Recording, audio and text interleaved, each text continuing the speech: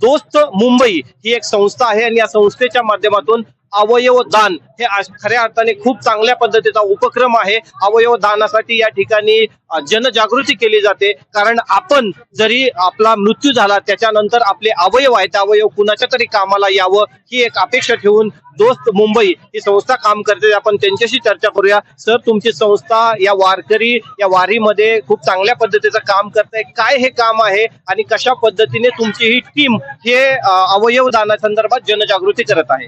रामकृष्ण हरी, मी doctor Kailas Jawade, दोस्त मुंबई या संस्थेचा संस्थापक आहे।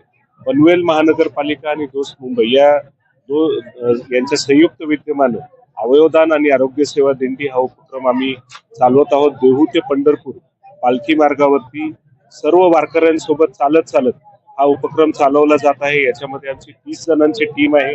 मुलं पथनाट्य सादर करतात, पथनाट्य सादर केल्यानंतर वारकऱ्यांसोबत संवाद साधतात आणि त्यानंतर त्यांना माहितीपत्रक वाटप केलं जातं आणि माहितीपत्रकामध्ये ज्या पद्धतीनं QR कोड आहे तो QR कोड त्यांना सांगून QR कोडच्या माध्यमातून लोटोच्या साईटवर त्यांचा संकल्प कसा भरायचा हे मार्गदर्शन त्यांना केलं जातं आणि वारकऱ्यांचा खूप चांगला प्रतिसाद यामध्ये भेटत आहे।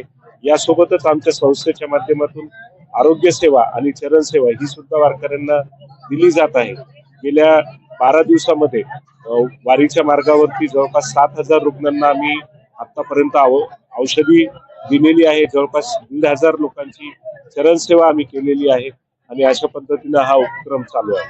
या वारीमध्ये देहू पासून आता अकलूज पर्यंत आलेला आहे, किती लोकांनी अवयव दानासाठी फॉर्म भरलेले आहेत?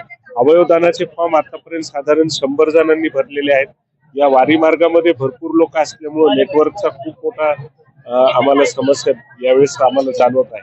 काही जणांनी आम्हाला नंबर दिलेले आहेत आणि परत गेल्यानंतर आम्ही त्यांच्यासोबत चर्चा करून त्यांना मार्गदर्शन करून त्यांच्याकडून फॉर्म भरून घेतो।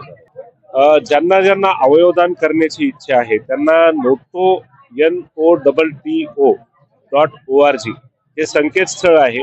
गुगलवरती हे टाका, तुम्हाला त्या ठिकाणी शासनाची अधिकृत वेबसाईट आणि अधिकृत QR कोड ओपन होईल। तो QR कोड आपण स्कॅन करावा। त्या स्कॅन करण्यासोबत तुमचा आधार नंबर आणि आधारशी लिंक असणारा मोबाईल नंबर या 2 गोष्टीची आवश्यकता असते। या 2 गोष्टी सोबत ठेवायच्या आणि तो फॉर्म ओपन झाल्यानंतर तो फॉर्म भरायचा। फॉर्म भरल्यानंतर इमिजिएटली आपल्याला शासनाचं अवयवदान संकल्प केल्याचं प्रमाणपत्र मिळतं आणि तुमचा अवयवदानाचा संकल्प शासनाच्या नोंदमध्ये येऊन जातो, जेणेकरून भविष्यात जेव्हा किंवा अशी परिस्थिती उद्भवेल तेव्हा अवयवदान करणं सोपं।